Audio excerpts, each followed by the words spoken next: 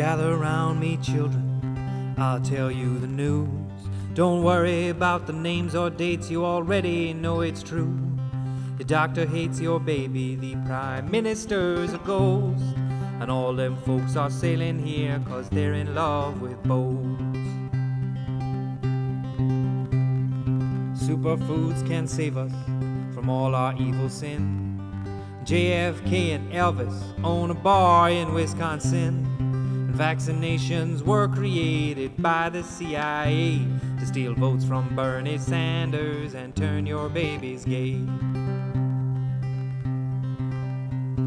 So click the link you think you'd like and get tooled for a fight against those lefty fascist communists who are leaning too far right. Hi and welcome to not another episode, because it's actually a special episode, so not another fake newscast. I'm Paul. And I'm Jerry. And so this is a very special episode indeed. This is our general election 2017 manifesto rundown. Yeah, it's our general election special, so that's exciting for people who are really into general elections. For about 12 years, I think, is possibly the best way to look at that. So I suppose basically give you a rundown and an idea. This is going to be a shorter show than usual, and it's just to look at the two big parties in the UK. We're going to look at Labour and Conservative Manifesto problems, promises, lies. Mostly lies. Or lack of any real information in some cases. I think plan is to look at the Tory, look at the Labour, look at the manifestos, look at what they're saying they're going to do, where there's issues with that, where it's something that we think is actually a good policy. We're quite happy to say that. I think we were planning to look at the SNPs as well, but it turns out it's not out till tomorrow, so it makes it difficult because although we have skills in many areas, telling the future is not one of them. Unfortunately, it is not. Kind of also, I think, so we are being above board here. Before we go any further, we should say that we obviously have biases that we've tried not to bring into this when we've been looking at it. I mean, I think anyone who's listened to our previous shows, or anyone who knows us, knows kind of where we stand on the spectrum. The black spectrum, not the autistic spectrum, but anyone who knows us knows where we stand on that as well. It's up for debate. So certainly we're trying to not be biased towards certain things, so we may even try to be critical. Yeah, we may be evenly overly critical for the things that we are more for, because we don't want to come across as biased. This isn't what the idea is. So getting into it then. Yeah, okay. So will we start with the Labour manifesto? We'll start there. Makes sense. Okay, so major things which you get into after you read the letter from Jeremy Corbyn, etc.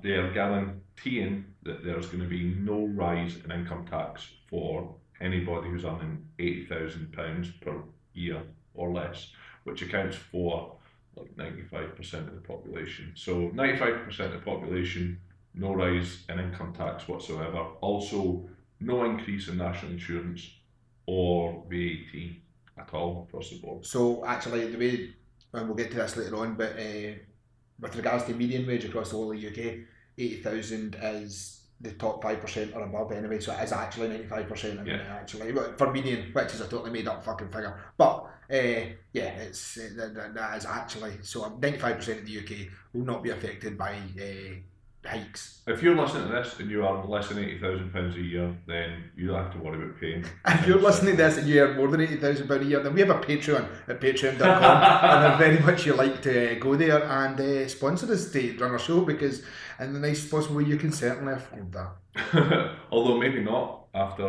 this, if Labour get voted in. You make a good point. In the event Labour get in, I understand if you withdraw the Patreon from us at that point, but up until that point I would like to see at least one donation. Yeah, so they have said that there'll be a tax increase for the top 5%. They've also said that large corporations will pay more corporation tax. That's as much as they said. Yes. They didn't say exactly how much. Although the figure for 2020, I believe, is 26%. So to put that into perspective, in 2010, the highest figure that was being paid in the UK for corporation tax, and so we're clear, there's very few people that were paying said figure, but the highest figure that was getting paid was 28%. So it's lower than as high it was 7 years ago, but it's much higher than currently, not just what it currently is, but what the Tories want it to become as well. Yeah, because the Tories in their manifesto saying 17% corporation tax. Yeah, we'll get to that because there's reasons that I have an issue with that figure. But anyway, we will get to that in due course. But certainly, yeah, it's going to be raised to 26%, which I believe currently would set it. So by 2020, the last Tory manifesto that they get voted in on, the aim was going to be 18%. By 2020, by David Cameron's Tories when they get voted in, so that would take us down. That puts up at pretty much 8% more than what we were expecting to be in 2020, providing this snap election wasn't ran, because that's what the Tory promise was. Yeah, but the Tory promise in the Tory promise in the most recent budget was that they wanted to take corporation tax down to the lowest level of any of the top 20 countries. Yeah, which would take them below 15%. But, well, specifically, it would take them below 15% because if currently Trump gets 15%. Because currently we're waiting for the blueprint for the US for corporation tax, which will show how they're going to achieve the 15% that they're aiming at. But Trump has promised 15%, which, by the way, probably makes sense because currently it's about 34, I would imagine 35% for Trump. So that would save him about 10% in corporation tax in the off chance that he is actually paying it. So he probably quite wants it to be 15%. But yeah, certainly, if in the event Trump gets there, what it will mean is that the current claim in the Tory manifesto of it being the lowest wouldn't actually be true. But as it stands right now, today, without Trump's blueprint out for his budget changes, what's going to happen is the Tories would have the lowest possible, well, the lowest in the top 20 countries by 2020. So, which presumably would encourage people to do business here, which they're going to need if and when Brexit happens. There's all sorts of things that we'll get to with the Tories where they're actually going to need that. So anyway, moving on back to moving on. So yeah, one thing that I would like to say about the Labour manifesto, regardless of whether you agree with the numbers, it is fully costed. So it does give you numbers for all the things that they're planning to implement. It gives you figures. It tells you how much they're going to spend, and for the most part, it tells you how they're going to raise the money as well. Again, you might not agree that the figures are achievable, but they're certainly there in black and white. One thing that you will notice if you read through the Tory manifesto is that there aren't quite as many figures, and it doesn't always tell you, for example, it makes a promise for an extra 8 billion in the NHS. It doesn't actually tell you how they're going to raise it in that instance. Is that fair to say, Paul? Oh yeah, I mean, I would also say that in the event you're going to read through the Tory manifesto, that I had to sleep after 35 minutes of reading it. I'm not making that up. I had to have a little 20-minute nap just to recover my sensibilities. Because the Labour manifesto wasn't wildly more entertaining either. I hasten to add. Yeah. I mean, they're dry. I mean, we were very concerned about this episode being dry because there's not a lot of thrill in these manifestos. I'm not going to. However, what I would say is, if you don't have the time to read a 120 odd page document from Labour and then an 8-page document from the Tories, you just listen to this half-hour podcast, and we're going to give you, hopefully as much factual information as we can. So to blast on through that, the next thing that you get to in the Labour manifesto is they have plans for National Investment Bank, which will be made up of lots of regional investment banks around the country to ensure that investment is being made in private capital projects across the country. It's like a national credit union, if you will, that's investing into companies around it. Like, there's going to be all over the place. Companies and infrastructure projects and stuff like that, yeah. An investment bank. It follows a German and a Nordic example. Like, they have these things in Norway, they have one in Germany. It states that they are going to raise £250 billion of private capital in order to make this happen. Now, one person, if you're being critical, you might suggest that selling yourself as a strong and safe investment, in those regards, if you're a Labour government that is also planning to nationalise most of the available utilities and railways, etc. in the UK, you might struggle to generate £250 billion of capital investment from private companies who may choose to give that money to someone like, I don't know, Goldman Sachs, or someone with a strong history of giving shareholders or investors back their money plus a percentage. I mean, in saying that, I will paint the picture. Devil's advocate, if you will, but I'll take the idea of if I was to tell you that you vote me into power and I'm going to raise your corporation tax a good solid 8, or even substantially more than what Theresa May's looking at, higher, could I then convince you that you should then give me more money to invest in? You'll get it back, but to invest in the ability to make lots of utilities and stuff public. I mean, we want to like build a railway in Sunderland. So can you like give us some money for that? And I promise we'll give you like 20% return on your investment. But on top of that, you're going to be paying substantially higher tax. I mean, what I'm saying is although in essence the idea is fine, in practice, I imagine we'll probably find the application of it is much more difficult to find. I'm not saying that people won't invest. I mean, essentially, me and Jerry had a back and forth today when we were talking about millionaires in the UK. There's actually more than you'd probably imagine. But the point being, some will be your standard Mr. Burns type, heartless, almost certainly going to vote Conservative billionaires and millionaires that you would imagine. But there is other ones out there who aren't that way. I mean, and so you're going to get some investment. And it's not just coming from within the UK. There's going to be investors, presumably from out with the country. All I'm saying is that if I was looking to invest in a solid financial product, which I knew was going to give me a return, and I also had the opportunity to invest in Jeremy Corbyn's National Investment Bank, which could essentially be scrapped in 5 years' time if the Tories come into power again. I might struggle to see that as a safe investment.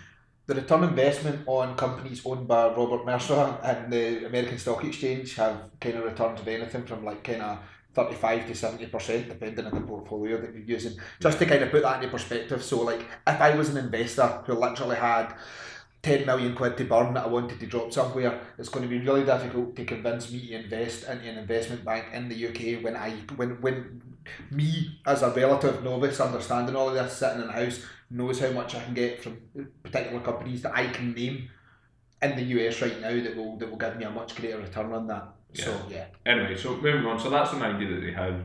It's not a bad idea in principle. We just think they might struggle to get the funding for it.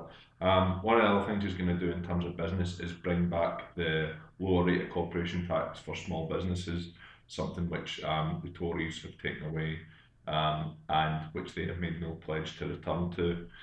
They also make a big headline pledge to renationalise the railways. And I was doing a little bit of a look at, essentially you have a situation in the United Kingdom whereby we have fully privatised rail system, but quite a large percentage of the railway companies in the UK are owned and ran by the state-owned railway companies from other European countries. So this is like fucking Inception. So essentially, you've got like in Germany, their rail system is nationalised, and the Germans then own a percentage of our rail system that they make money off of. And they invest into their own railways. And subsidise rail fares, etc. So essentially, when I buy an overpriced train ticket to say Edinburgh from Glasgow, well, I'm actually paying for a better train in Frankfurt. Yeah, for some dude in Germany to have a cheaper train. Yeah. So just to quickly run through, you've got Dutch state-owned railway. It's Abellio in this country. They fully own Greater Anglia, and they part own Merseyrail and Northern Rail, which are all making £1 million profits. Deutsche Bahn, which is known as Arriva over here, they fully own the cross-country line at Transwales, and they part own London Overground. Transwales? Transwales, yeah. It says like whales that were once men and are now women. No, it's Welsh people who are against. You know, they're a loosely affiliated group. They're lovely, tall, big hands, but you know, nice folk. Kelios, who are the French state-owned chaps, they own 35% of Southern Rail, 35% of South Eastern Line, and 45% of Transpennine. So know that if you are using any of those railway companies, that you are helping to make other European countries rail fare cheaper. I would suggest that it's a no-brainer, really, when you look at it in those terms, to be going for nationalisation, and actually something that's been mooted by quite a lot of Conservative MPs as well, because you know, why should we be making other countries' railway systems better and cheaper? We can make our own railway systems better and cheaper. I actually can't follow the logic of someone who is a Brexit supporter, so someone who wants to leave the EU, right? Also wants to make European rail better. Yeah, I mean, it just seems so perplexing. Like, I don't want to be in the EU because they're taking all our money and they're spending it in other countries in the EU. I do, however, want to sell my train company to people in the EU so they can take our money and make their trains better. Just seems so flawed to like. Yeah. And Labour are also pro-Brexit, so right now there is not a justification to vote Conservative as the Brexit party because Labour are. We'll get to that later because there might be, if you're that way inclined, there might well be. Now, so there is a good argument for nationalising the railways. I think there's a very sound argument for that. Jeremy Corbyn also is looking at nationalising the energy companies, nationalising the water companies, nationalising Royal Mail. So like nationalising like McVitie's, nationalising Clark's, fucking essentially if it like exists in the UK, it's getting nationalised. Well, he also wants to create a national education system, which is like an education equivalent of the NHS, a national care system, which is NHS equivalent for personal care and stuff and elderly care. He wants to nationalise a lot of things. Now, personally, I'm not against that, but if I'm in any way like centre right wing, then I imagine there's massive alarm bells going Comrade Corbyn over there talking about nationalising everything is probably going to put me off somewhat. No, I can see why it would. I mean, again, my political alignment doesn't really cause me a problem there, but not that I'm a commie. I mean, I can't really stress that. But what I mean is I appreciate the justification for nationalisation of things. But with that said and done, I can imagine if you're leaning right on the spectrum and not sure who you want to vote for, there's alarm bells. Definitely. I mean, definitely. Flags up. And all of these things, you know, flags are up, and you also have like yellow stars on them. It costs money, and it means creating public sector jobs. So if you buy the line that austerity politics is the way forward and that we can't afford to have lots of civil servants working for us, then you know you probably don't believe we can afford this. Again, I must say that well, actually, every country on earth that does finances says that austerity is not the way forward, by the way. So and Labour state in their manifesto that they have consulted with many top economists to come up with. Basically, what they're saying is they do not believe in borrowing for day-to-day running of the country, but they do believe in borrowing for investment in order to boost the economy and grow the economy. So that's where they stand on it. They seem to have a lot of economists worldwide who agree with them. Moving swiftly on, because we're trying to pack as much in as possible, Labour's stance on Brexit is that they respect the decision made by the British people in the Brexit referendum. However, they do not want to go down the hard Brexit route of the Tory party, which means that they are saying that they want to retain the single market and the custom union status. However, they do also say in their immigration policy that they say that freedom of movement will end when Brexit happens.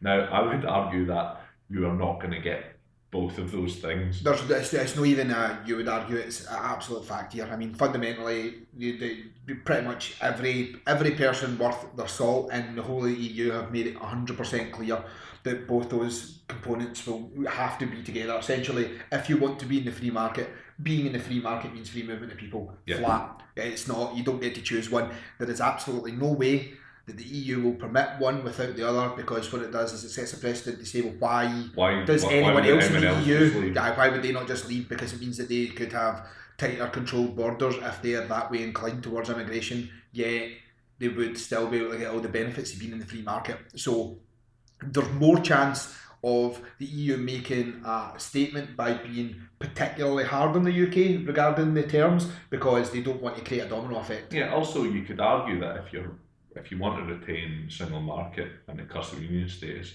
and you're having to retain freedom of movement, what's the fucking point in even leaving in the first place? I think I absolutely specifically argued that point prior to Brexit.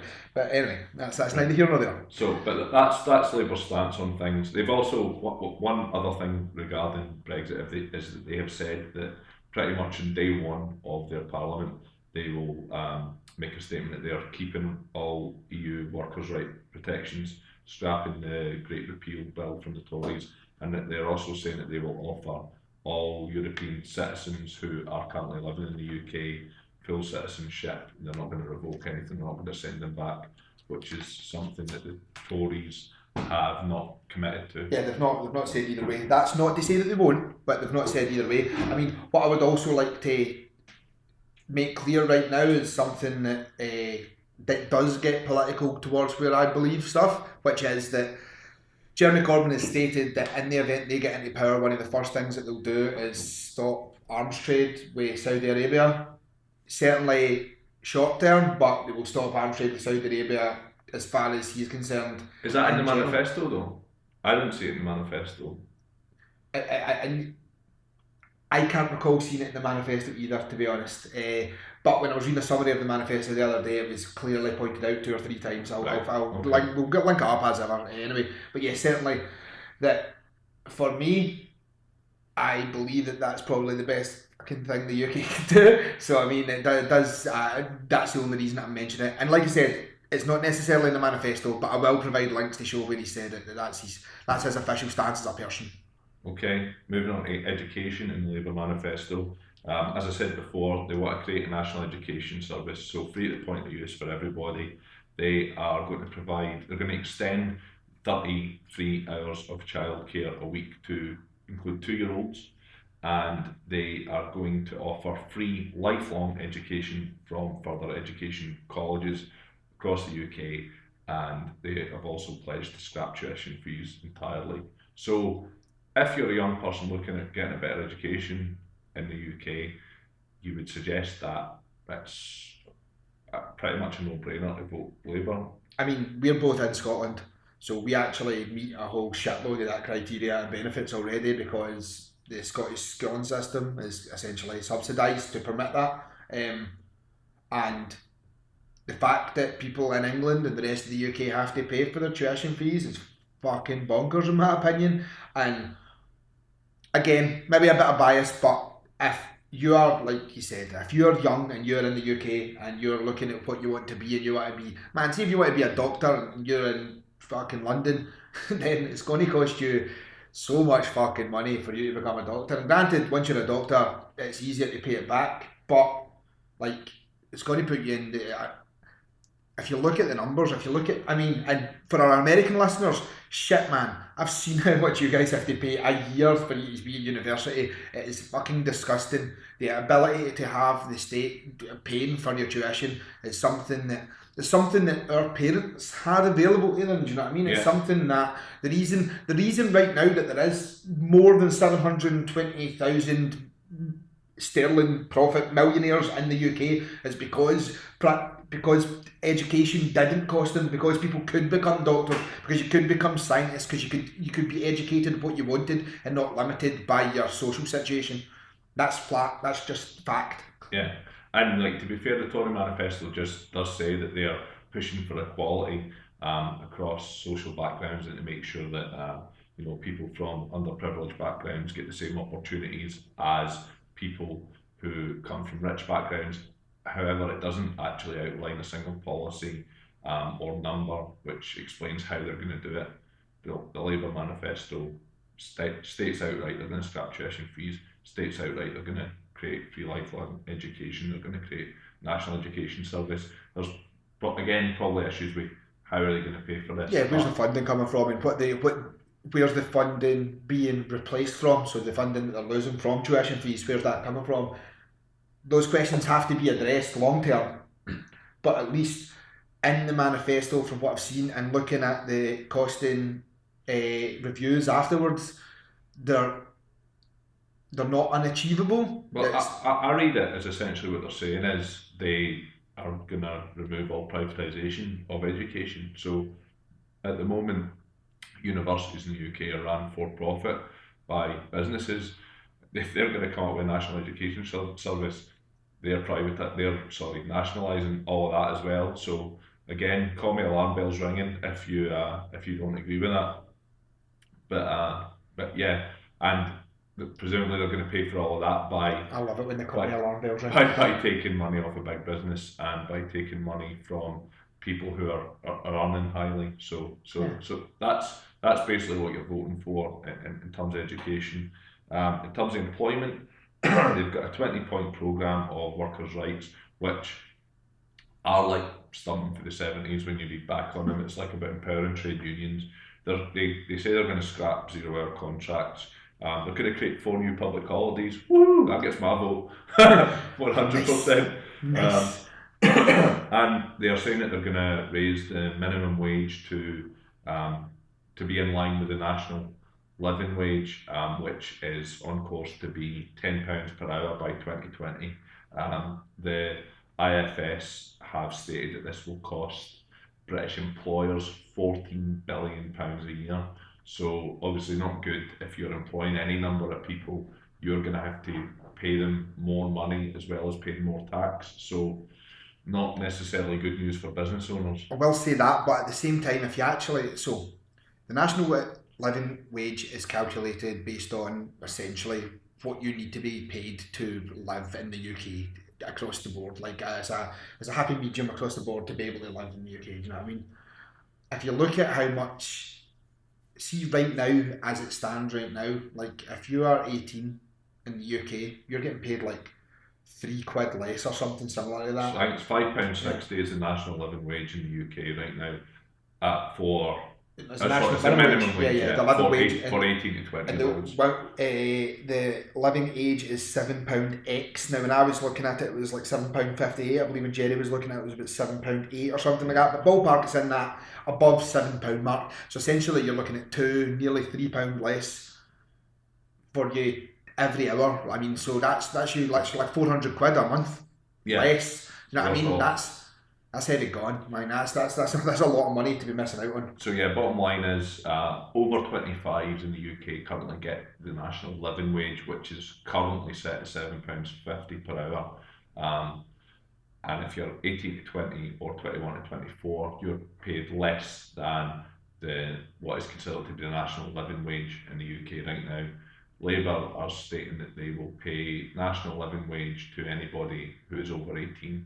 So if you're between 18 and 25 in a minimum wage job, then again, it's another reason to vote for Labour. If you are any kind of business owner who is employing staff in the UK, it's a big reason to vote Tory. Shit, man, I'm not going to lie, there's a lot of things that are in the Labour manifesto that see if like you own a factory that's got like 150 folk in it and you know you're doing okay for yourself, there's probably lots of reasons you're looking at the Labour manifesto and you're no right into it. Yeah, you're going, fuck that. Like, I mean, fuck that shit. Like, I'm not going to lie, there's no point in pretending here. There's a lot of reasons why you'd maybe not really be into that because it's hitting you hard. There is an argument though to say that it's better for everyone else in the UK and, you know, if you've got a scrap of humanity in you, do you know what I mean? Like, well, also it's like probably better for like maybe your children's education, for your health service, for your healthcare, for your public services, for your railways, for your like life, other things. But you know, it's going to hit your pocket. Short term, it's going to hit your pocket, and a lot of people won't like that. So next, if we look at social security in the Labour manifesto, they have pledged to keep the pensions triple lock. For anybody who doesn't know what the pensions triple lock is, which included me before I researched this episode, it means that every year the state pension, basic state pension, has to rise by either 2.5%, or the rate of inflation, or average earnings growth, whichever is largest. It was something that was introduced by the coalition Liberal Conservative government, and sounds very liberal policy. yeah, but it's something which the Conservative Party have basically pledged to discontinue in their manifesto. They're only going to go to a double lock, which is basically rate of inflation or average earnings. So if those are less than 2.5, then you're losing out if you're on state pension and you're not Tory. So generally speaking, Tories would traditionally have been a party who was heavily voted for by an older population in the UK. There's a couple of things, some other ones we'll get onto later, which actually don't benefit older people at all in this situation. The next thing that they also, in terms of social security, Labour have said they will scrap the bedroom tax. They will scrap what they call the punitive, in inverted commas, sanctioned schemes of the Department of Work and Pensions, and that they will reinitiate housing benefits for under 21s, which have been scrapped under the Tory government. I mean, essentially, as you'd probably imagine, this section of the Labour manifesto is just bringing back what in a lot of the UK for a long time has been seen as kind of standard welfare that's been removed over the most recent years by the most recent Conservative governments. I mean, that's essentially what's going to be getting kind of brought back. That's where we are. And that really beautifully brings us on to housing there, Jerry, doesn't it? Well, yeah, basically brings us back to what would essentially have been considered a traditional Labour value, which would be council housing. It's not something which was massively on the Labour agenda in the previous incarnation under Tony Blair, but Corbyn and his chaps have pledged to build 100,000 council housing and housing association homes every year going forward until till the end of Parliament at least. Forever. Yeah. Which, yeah, just houses everywhere. Houses, hundreds of houses.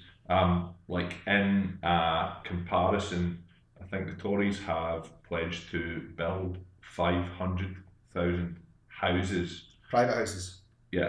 Private houses by the end. In all fairness, they've actually not stated private houses, have they, fairly? But they've not said. Well, they've not said council houses. They've not said council houses. They have basically said private housing, which will make.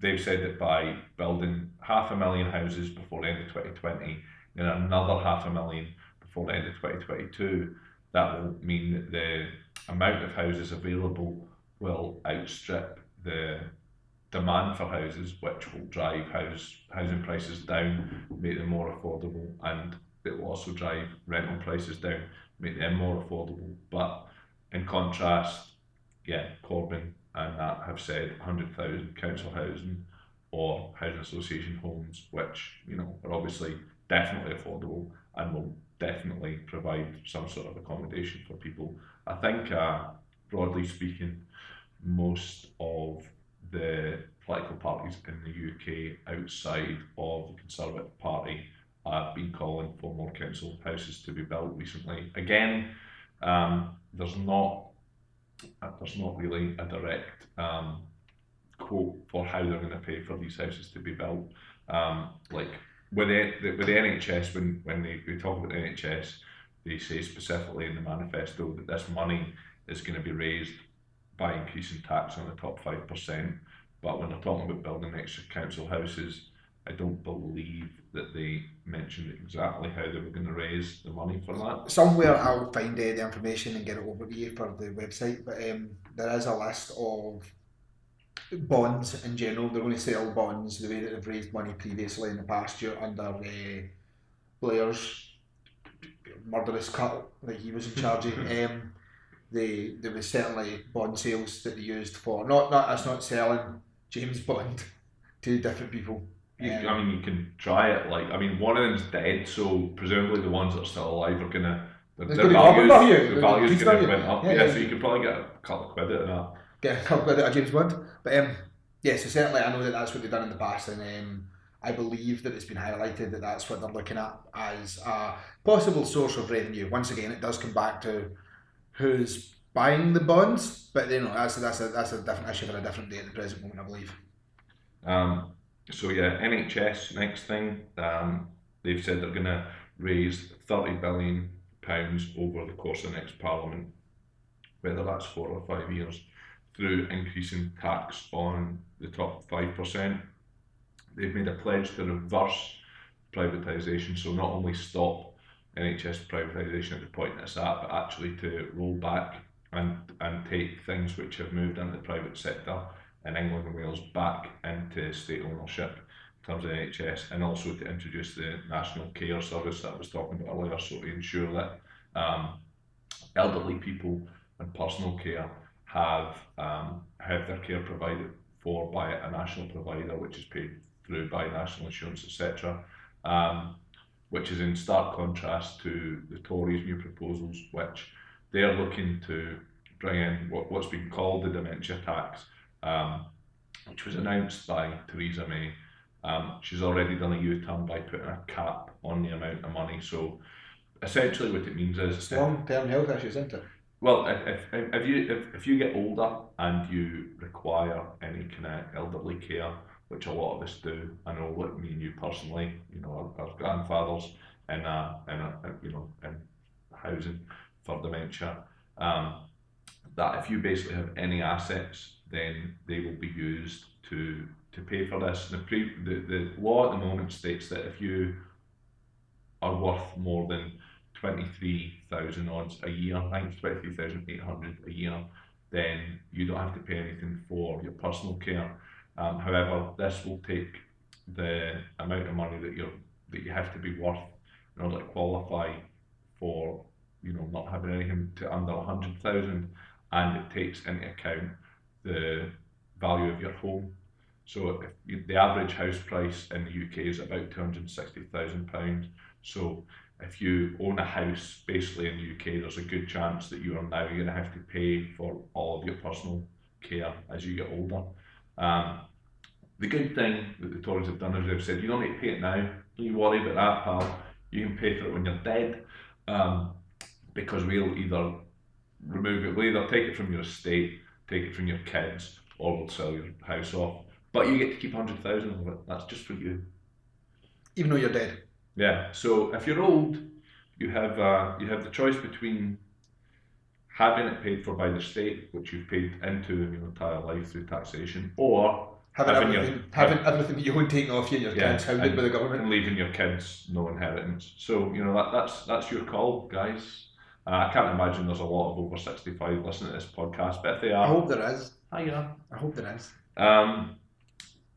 Police and another, like, that would be the police. The police. For those who don't speak us. Yeah. Era police. Right, so the police is what we call the police in the West. So what's happening here with the Popo? The Popo. So they've pledged 10,000 more police officers to work on community beats. This is Labour. They have also pledged... You said community beats and I just imagined they were making tunes. Like, anyway. Right. 500 more border guards, 3,000 new firefighters and 3,000 more prison officers. So numbers on that from Labour have been pledged. They have also pledged for no new private prisons and no further privatisation of the prison system. So in contrast to what they said about the NHS, where they've said they're going to reverse privatisation, they've basically said, any in the prison system that's privatised right now, fine, but we're not going to privatise any more of it. Which makes sense, because they can't afford to just buy everything back off the private companies, so... Well, fucking, they've already wanted to buy back Royal Mail, utilities like fucking water, energy, railways, education, Cadbury's, fucking other things, P&O ferries, and like other shit that I've just seen looking at the window. Animals, they are going to... I don't know why this made me laugh, right? I mean, it's not funny, but it just seemed like such a random pledge to have in a manifesto. they are going to prohibit third-party sale of puppies. I'm so glad someone's finally stepping up and prohibiting the third-party sale. I don't know What's enough. a first-party sale of a puppy? I don't know, just the puppy selling itself. Like, so what is a third-party sale Like of a a puppy? little Is it like, puppy prostitute. as in, like, have you been, where did you get that puppy? Was it half a guy in a waistcoat? No, waistcoat, that would be a very well-dressed dodgy man. But like a trench coat. I guess it's like sports agents, but for puppies. Do you want to buy a puppy? Yeah, instead of watches, that is just got puppies dangling. Do you want to buy a puppy? Well, to be fair, if that's the case, then I understand it, because nobody wants to see a puppy dangling from the inside of the jacket. No, I mean, it does seem absurdly cruel if that's what's happening, but I think we've painted a much darker picture of this than it's actually going. I literally know nothing about this. We are joking about this slightly, and it may be something that's fucking horrendous, right? Yeah. It may genuinely be, and if it is, then we're kinda sorry. I mean, Yeah. mostly sorry. Maybe they stab all the puppies and shit. I We mean, don't even know, right? but the third party sale of puppies seems That's like gone. a thing. It's That's gone, gone. thankfully. Under Underneath a Labour Labour, government. there'll be nobody third party selling puppies. So- there is a pile of third party puppy sales people right now are just like, well, Conservative, vote for me. Yeah, they're also going to introduce and enforce a total ban on ivory, and they're going to cease the badger cull, and they're going to keep the fox hunting ban as it stands. Because they're not horrible, heartless bastards. I don't even particularly like foxes. They are fucking city vermin who destroy your bins and fucking cause all sorts of problems. But there is definitely a way to deal with, like, as a rule, like, I don't particularly like mice and I don't want them running about my house. I tend not to chase them in the back of horses with dogs. Dogs, sorry. But yeah. Like, Yeah, or like, you know, some sort of equivalent, like that Bill Bailey joke about, you know, it's hunting is natural. Even foxes hunt, and he's like, yeah, but they're not riding about the back of pigs, are they? with a slavering pack of shrews. Yeah. Well, that's exactly it. So, the sale of ivory is one that I find particularly weird because holy fuck, the Tories have pledged to wholesale bring that back. that's not even a manifesto thing. Like, they've straight up non-manifesto decided that what we need is more ivory. Like, what we need is more dead elephants. Like, I believe that it's not as black and white as that. So I'm sure that if you go and shoot an elephant just now, No, ivory's the white bit. Yeah, you can't just go and like shift the tusk. I just did the little hand piano. Ebony and ivory. You can't go and shoot an elephant and have new ivory, I believe. Right. So I believe that the ban on trade of ivory, and I may be quite off here, right? So this may be fake news, but I'm almost 100% certain. The links to antique ivory. So after a certain date, currently, or up until Theresa decided that, you know, she fucking hated elephants or something, but up until recently, ivory that was of a certain age could be sold because it was old as a motherfucker. But then anything after a certain age couldn't be sold because it was cruel to be shooting hundreds of elephants when we knew better. I believe that the ban essentially now allows you to sell like fucking most ivory that already exists. Do you think that maybe the third party puppy ban is just like a really tenuous and like fucking obscure Cruella de Vil joke about Theresa May? because like, we are going to prevent the sale of Dalmatians to scary women who might want to make coats. Because she does look like Cruella de Vil. And I mean, again, this is kind of us drifting into her bias. I'm not going to lie here, but she's pretty much a baddie at this point. I must admit, I did find a few points in the Tory manifesto which were positive. I agree. I plan to mean, discuss them there's things that made me feel uneasy reading the Tory manifesto because I thought, well, I agree with that point. As I said though, when me and Jerry were looking at these things and we were talking about it before, you have to remember that they are a political party in the UK, and like, not every one of their points can be evil. Like, you can't just have like a list of you like we're going to make black people sit at the back of buses, and we're going to have orphans working in like sweatshops. They couldn't do all of those policies, so they had to remove some of those policies and put in relatively nice things. Also, I think like you can't do all of those things straight away. But what you can do is creeping in implements of nastiness. What you mean, like I'm going to bring in fox hunting. Not everyone was against that, right? I'm going to bring in the sale of ivory. Not everyone's been against that. I'm going to bring back the guillotine for the poor. My favourite bit of news, I'm sorry, off on a wee tangent really quickly. My favourite bit of news this week was when in the wake of the Manchester bombings, an ex-UKIP member of the European Parliament genuinely suggested and proposed bringing back the death penalty for suicide bombers. It's the best thing that I've ever heard. I mean, it does then get a bit Minority Report, where what you have to do is re-hang them. Yeah, for future crimes. Which then fundamentally means at no point were they a suicide bomber, so you're then just killing innocent people at that point. Also, I think, my understanding of suicide bombers is they're not averse to death. No, absolutely Anyway, right, so That was a tangent. moving swiftly on, the Labour policy on media is that they are going to go ahead with the Leveson Inquiry Part 2 as recommended by the first part of Leveson Inquiry.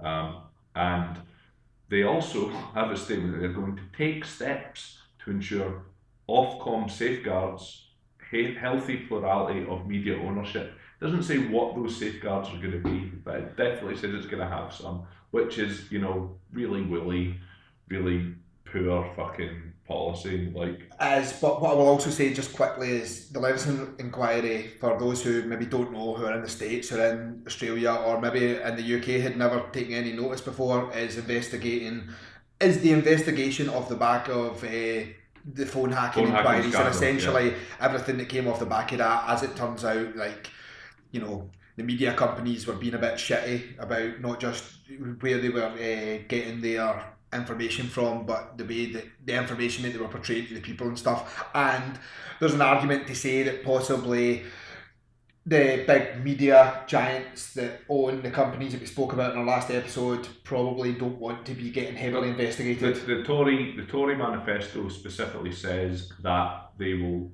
not proceed with the second stage of Leveson inquiry into the culture, practices and ethics of the press. They also said they'll repeal Section 40 of the Crime and Courts Act 2014, which would force media organisations to become members of in their words, flawed regulatory system or risk having to pay legal costs of both sides in libel and privacy cases. So, if you are a big media owner, you have a vested interest in supporting Theresa May for Prime Minister in front of Jeremy Corbyn. Which is great for Theresa May, because see a few of them managed to convince all the big media owners to support you. It would make it really easy for them to, portray your direct rival as a maniac. As like some kind of terrorist loving hippie. Oh yeah, like big IRA. Like they've painted him for the last week and a half. Yeah. But that's for possibly another day or maybe later on, depending how I feel. Right, so quickly wrapping up on Labour, the final things they've proposed are, in terms of democracy, a fully elected second chamber, so House of Lords will no longer be a peer-driven, hereditary get your mates thing. To the House of Lords. And they have said that there will be full votes for 16-year-olds because they're allowed to work, pay tax, have sex, be in the army, everything else. Why should they not be allowed to vote? Can they buy booze or fags or porn? Alright, okay, fuck them then. Take their vote away. What I mean is the first thing they're going to vote for is booze, fags and porn. Well, but at least they'll have the opportunity to engage themselves in the democratic system. Exactly. They've also, in terms of defence, they have made a commitment. By fags, I mean cigarettes for the American listeners. Oh yeah. It's not like voting like nobody's allowed to buy homosexual. I'm not doing like a really horrible slang. I actually just mean cigarettes. It's just slang around here for them. Anyway. Yeah. So in terms of defence, they have pledged a commitment to NATO, which is against sort of what Corbyn has historically said, and they've pledged to support Trident Renewal, which again is massively against what Corbyn has historically said because he has been chairman of the campaign for nuclear disarmament in the UK, for example. He's massively anti-nuclear, but he has pledged to renew Trident. To me, it kind of shows a willingness to accept that some of the things that, because we're just going to go into Conservatives now. So, Corbyn is a bit of a hippie. I'm not saying that's a bad thing, but he is a bit of a hippie, do you know what I mean? And he is a bit of he's quite left-leaning, he's very relaxed and laid back, he's very non-confrontational, and he's a bit of a hippie. Which could be a bad thing, especially if you're going into the Brexit negotiations, you're going to have to be a bit confrontational. You can't just sit there and go, like in the TV interviews last week, Andrew Neil, I didn't think he defended himself very well. And you look at that and you think, well, if he's in the room having a serious negotiation with the EU on the terms and conditions of Britain leaving the EU, is he going to be very good at it? I reckon Corbyn will just bring Prescott. Prescott will just start banging them all. Bam! Bam! Only if they throw eggs at him. No, I think he'd punch him anyway. All right. Prescott strikes me as his up. The punchy type. And he's definitely punching. Libel. Yeah. I don't even know if that is. Well, we have seen him punch somebody, so yeah, there's an argument to be made. I don't think we're saying anything negative about it. I think he would happily agree that he can get a bit punchy. Gets a bit punchy at times. Fair enough. Okay, so moving on then to the axis of evil. No, back over to the Conservative Manifesto. The Conservative and Unionist Party Manifesto 2017, which... Conservative and Unionist Party, Jerry, is that how they're always known? Well, I had to look back, and as far as I can tell, somebody out there might be able to verify this for me, but the last time, as far as I could tell, that they referred to themselves as the Conservative and Unionist Party in their manifesto was 1964. It's almost as if they're desperately trying to persuade pro-unionist voters in Scotland and Northern Ireland that they are the party for them. Yes, it's weird that they had decided to do that just by chance here when both there's a swelling in Scotland for a second independence referendum and there's quite serious talks of a unified Ireland happening at the present moment. To use the word unionist is a... Yeah, it's definitely a political move which they have deliberately made to try and garner support. It says it on like every fucking page as well, I think. Yeah, it does. Yeah. It's the foot on every page or the header, one of the two. Header. So first of all, they talk about the 5 challenges which they have, which are 1, strong economy, 2, Brexit, 3, social inequality, 4, ageing population, and 5, technology, which is mainly relating to security and personal privacy. Can we quickly point out that of those 5 challenges, they have created 4 of those challenges themselves. They actually created those challenges. Oh, we're having a challenging problem with like social welfare. We're still fucking taking shit up, people. Like, yeah. Oh, we have a challenging problem with Brexit. You fucking had a referendum. Like it's like, but you know, so they've got 5 challenges. At least they can see the error of their ways, if you will. Yeah. So yeah, I don't know. It's really, really woolly. It reads like. One noticeable thing when you look at Labour Manifesto, you look at Tory Manifesto. Labour Manifesto has a lot of numbers. Whether you agree with the numbers or you think they add up or not, they've at least like stuck their neck out and said, this is going to cost this much, this is how many of this we're going to provide, this is when we're going to implement this is when we seek to have this number by. Whereas the Tory Manifesto kind of reads more like a novel, and not a non-fiction one either. So it's just like full of like nice ideas or like sort of things which sound good, but without actually mentioning how they're going to achieve it or when they're going to achieve it by, or what policies they're going to implement to get us to that point. I just want to jump in quickly and say, I know we aimed for a half an hour show here. It's very unlikely it's going to be a half an hour show by the time that we manage to run right through, but we plan to do a couple of little videos that will go along with this that will iron out the key points that are relevant so you can share them about social media or whatever. So just realising that because we're going to just touch on the Conservative Manifesto, we're probably looking at about another 20 minutes. 15 minutes. Yeah, so certainly. So because we've kind of talked about we have spoken about Tory Manifesto as we went through, right? So economy, the major pledges. I've chosen the things that they've given us numbers on to talk about, right? So. By 2020, they've said they're going to increase personal allowance tax to 12,500. So if you earn 12,500 or less, you're not paying any tax. And to go into the higher rate tax bracket, you would have to earn 50,000. So that's something they're going to implement in the next 3 years. They have pledged no increase in VAT as well. However, they have made no mention of national insurance. I would suggest the reason for that is that in their last manifesto, they promised no increase in national insurance, and then in the last budget, just recently, they pledged to increase national insurance on people. And then when everyone went, oh, hold on a minute, you promised not to fucking do that, they went, oh yeah, no, we're not going to do that anymore. So you're suggesting that the reason I've not mentioned it is because almost certainly the next time we see a budget that they're going to bump up national insurance? 100%. Cool, okay. So corporation tax, they have said that it will be at 17% by 2020. They said that they are going to increase the national living wage, so that's for over 25s, by 60% of median wages year upon year for the next 3 years, and then after that they will increase it to the median wage every year.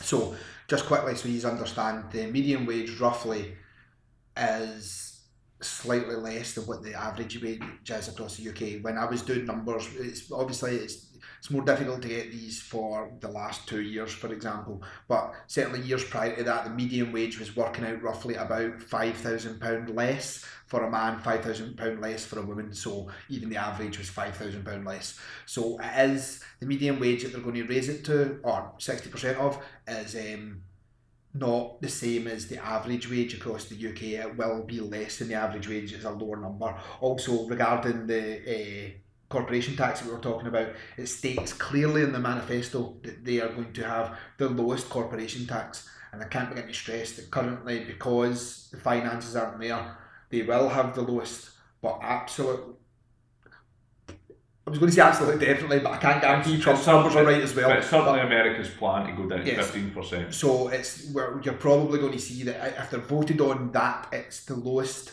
That doesn't actually mean that by the end of next month it's actually going to be the lowest, because But maybe they're pledges to beat America, so maybe if they go to 15, they'll go to 14. We don't know that. well, They it states in the manifesto it's going to be 17%, which is the lowest. That's Okay. actually what it states. Okay, fair exact enough. wording. But anyway, yeah.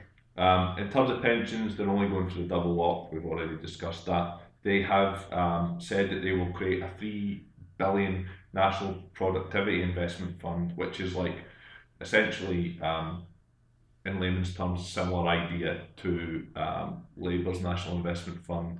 The only difference being that it will come from the public coffers, and it's £247 billion less. So it's essentially, other than the fact that it's substantially less, it's weirdly, from the Conservatives, it's a public funded investment rather than a private funded investment. But at least they can pretty much guarantee that that money's going to be there. This is a good policy. I thought this was positive. They are going to invest £600 million in the electric car industry to try and produce more zero emissions cars. So, That's actually a completely genuinely good policy. yeah, so they're not all bad. In terms of communities, they're going to they've stated that they're going to support a UK bid for the 2022 Commonwealth Games, and that they're going to grant a free vote on the hunting bill. So they've not. So some of the news reports have basically said the Tories are going to bring back fox hunting. Actually, what they're going to do is allow a free vote on it in the Houses of Parliament and the House of Commons. So just because they allow people to vote doesn't necessarily mean that they'll vote for it. They're just allowing people the chance to democratically choose. There can't actually be that many people in the UK who want fox hunting. Well, I doubt the majority of people in the UK want it, but you might find yourself in a position where the majority of MPs want it. But yeah, it's been sold in various sections of the media that the Tories are going to bring back fox hunting. It's not strictly true, because all they've said is they're going to have a vote on it. So we have to report the facts here. They're also, do you know that they plan to have 33% of government spending from small businesses in the UK, which is like a policy that when I seen it, I couldn't believe it, because it's one of the nicest possible things that I've ever seen a Tory say. So 33% of spending of public spending will be spent with small businesses in the UK within the next 4 or 5 years, whatever the actual term will be. So that's a good policy. But so how do they define a small business? I was just about to say, well, they have not made it clear what all they've said is SMEs, so they've not actually said what they're going to define as a small business. Now, from dealing with stuff in the government before, one would imagine they have to be on their approved tender lists, and then they're still going to have to go in and do the whole tender process, stuff like that, which prevents a lot of companies doing it. And it costs money to even get in that situation. Yeah, and then they're also going to need specific ISO accreditation and stuff to even get there. So it doesn't allow just fucking any guy who owns a shop in the middle of London to show up and start supplying the rolls to the House of Parliament. But it does create a scenario where they've said that they will have to have 33% of that spending with SMEs. Fair enough, that's not bad.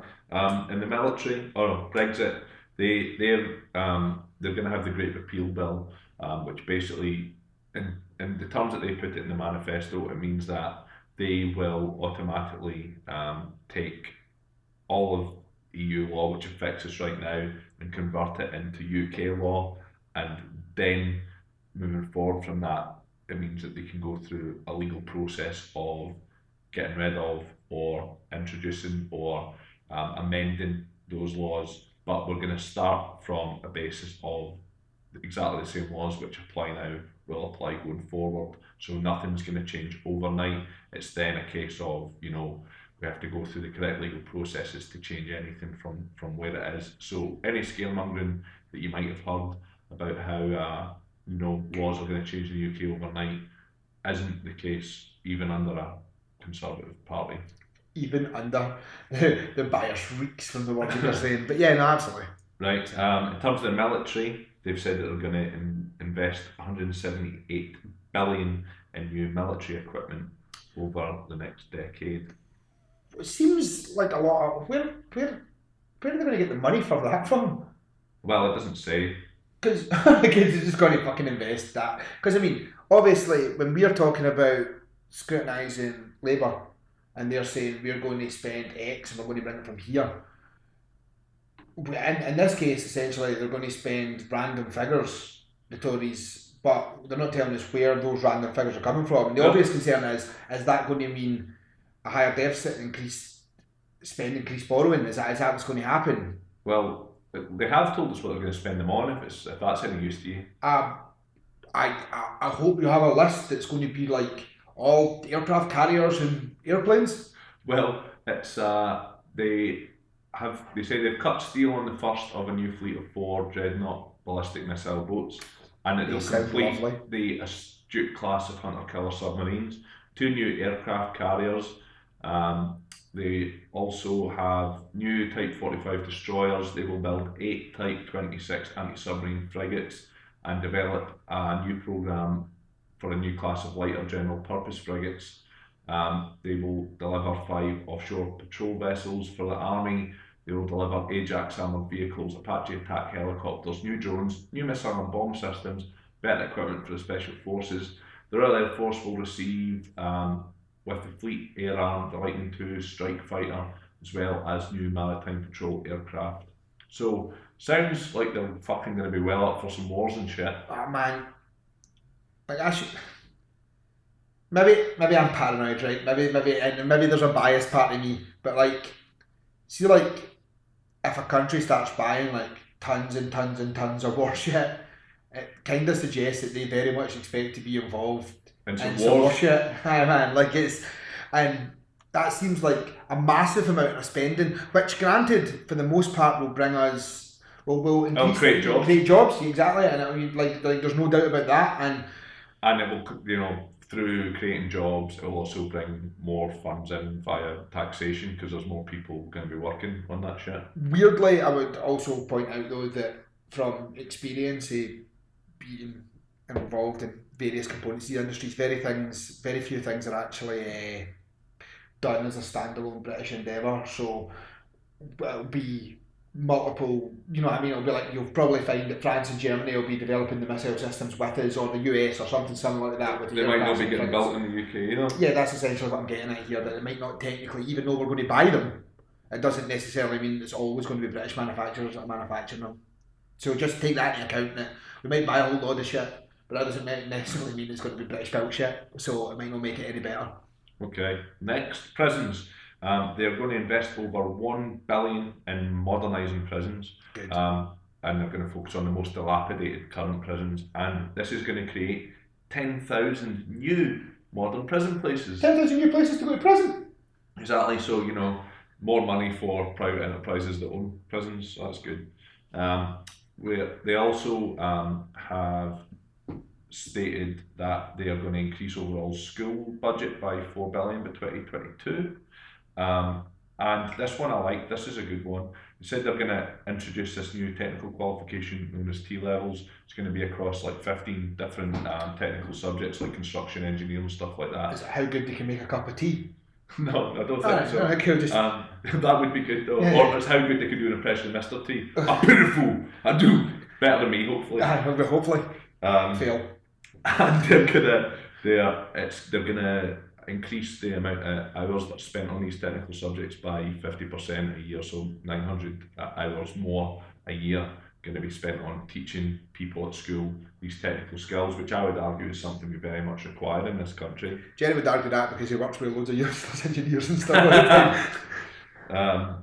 They have made a very bold statement in their manifesto, which is that they will, in terms of homelessness, they will eliminate all rough sleeping by 2027. They've built 10,000 new prison spaces, right?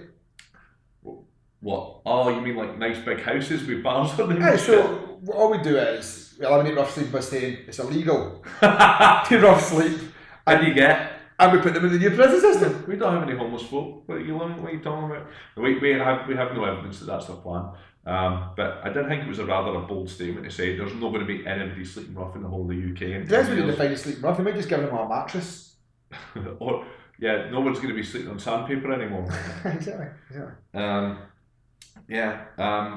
It does seem unlikely that they're going to eliminate sleeping rough. It just seems unlikely. It does seem quite unlikely. Dementia tax we've touched on. NHS, they have said that they are going to sell it to every cunt. They've not said they're going to do that. They almost certainly will. 8 billion extra funding every year for the NHS is what they've pledged until the end of the Parliament. Again, they haven't stated where the money for that is going to come from. And Theresa May was asked 5 times by Andrew Neil last week where that extra 8 billion for the NHS was going to come from, and she didn't give him an answer. By any chance, judging by the rest of the interview, did she just say something like, yes, but if you vote for me, then you're not voting for Jeremy Corbyn? I think she might have mentioned that they would create a strong and stable economy as well. And a vote for Conservative is not a vote for Labour. Or something like that, because that's essentially every one of your answers. And you can rely on her to sit across the boardroom from the 27 chancellors and presidents of the other European countries, even though that's not how the Brexit negotiation works, and the EU have already stated that their chief negotiator will talk to the 27 EU member states, and then he and only he will talk to Theresa May and only Theresa May, and that's how the negotiation's going to work. See, because she looks like a baddie. I wish she was just like, fuck, I'm going to go to Brexit and bring mayhem, and then just go with it, you know what I mean? Mayhem. Exactly. That was Here's a good policy in the Tory manifesto. They have said that under their Parliament they have managed to make evening and weekend GP appointments to 19 million people in the UK, and that they plan to make evening and weekend GP appointments available to the whole population by 2019. Did they mention that if they're testing a scheme out at the moment in Devon where, like, if you're rich, you can just pay to be seen first though? They didn't mention that. Although to be fair, in that situation in Devon, I believe that they were only allowed to do that to non-NHS customers. I don't know how that makes it any better, but so we're clear. See if I showed up and it was like, I would like to be seen just like an NHS customer. Don't know, can I be seen just now? Only if you're not an NHS customer. I'm not an NHS customer, so you have to pay. Okay, I mean, you know. I see what you did there. They have said in terms of cancer, they are going to give patients a definitive diagnosis within 28 days. So they're going to tell them exactly what's wrong in 28 days, which is a good idea, I think. They have said that they're going to have 10,000 more mental health professionals. Just that was exactly the sentence. They haven't said when or where. No, but they have said they'll have 10,000 more at some point in the future, which is probably true. Yeah, it goes without saying. I mean, like, probably I would imagine in the next, say, 10 years or something like that, X amount of thousand of mental health professionals are just going to die out of due course, and then they're going to have to be replaced anyway. I mean, that. So, and yeah, next thing, housing. We kind of spoke about the 500,000 homes. They're going to continue the flood development protection programme, which is they're going to spend $2.5 billion on that, which is 300,000 homes will be fully protected from flooding by 2021. Technology, they've said that by 2020, every home and business in the UK will have access to high-speed broadband, which that's quite a good thing. Yeah, I mean, every home and business has access to high-speed broadband right now. It just has to be like satellite broadband, and it's shit, but they still have access to it. Well, yeah, okay, but they're saying high speed. So I presume they mean affordable fibre. I mean, I'm guessing that's what they're hinting at. Something like that. But for every home and business, that's... To be honest, I believe most Tories don't understand anything to do with fucking technology from the way that they word their technology stuff, and they've just used those words and they think that it's a thing. Okay, well here's a good policy that they had as well. They are going to require all social media platforms to delete information that they have about people when they reach 18-year-old. So if you've said some stupid shit when you were 15, they like say you're Mary Black and you said stuff like that, then got pulled up. Drinking super, eating a kebab, fuck yous all, Yeah. I'm going to the game. Yeah, and it gets pulled up and like you get dragged through the press for saying something stupid when you were like 16. People will no longer be able to do that to you. So that's not a bad thing, is it? It's not a bad thing, but is it a good thing? So essentially, you can never be held accountable for being a tit. Just like... Well, you can, but only as an adult tit. So, I thought we had decided at this point that being 16 was being an adult. Well, maybe they'll... But the Tories aren't suggesting... Oh, the Tories don't recognise 16-year-olds as adults, only the Labour. Yeah. That's okay then, that's okay. Yeah. So they weren't being hypocritical in that instance. Makes a change. They also have said that they're going to invest 1.9 billion in cyber security, which might be a little bit too late now that the NHS and British Airways have both been cyber hacked in the past week. Do you know Trident also runs on XP? Yeah, actually. That's good. That's good. They're also, with that 1.9 billion, they're building like Prism. Now, long and short is, Prism's a thing that Snowden came out and spoke about. I can't say that they're definitely building Prism, but what they're doing is they're building like a cyber security centre of excellence. I don't know if that's the right words that they're using for it. I can't actually remember the right terminology that they use for it, but essentially they're building like a cyber security place, which, as far as I can make out, for all intents and purposes, sounds very much like Prism that Snowden spoke about, a large centralised location for recording all your technology needs. Well, they've also said that they basically believe that the government should be controlling the internet and that they want government regulation of the internet. The illustrious leader Kim Jong-May, they are just making sure that we're not posting anything about the government on social media. Yeah, they've said that some people say it's not for the government to regulate when it comes to technology and internet. But that's me. I say that. But they disagree. It says we disagree. That's a whole sentence aimed at me. I thought, well, people, you and your ilk. My fucking ilk. So they basically say that that it's for the government to protect the security of people and ensure fairness, and also to ensure that people have to remove content where it clearly breaches UK law. Seems controlling though.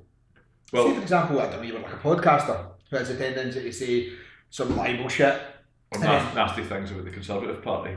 It seems almost like they would say, well, you're not really allowed to do that, you're going to have to pull that piece of information. It would certainly give them a framework in which to act that way, I would suggest. But yeah, that. Honestly, if you get a chance, have a look through the two of the manifestos.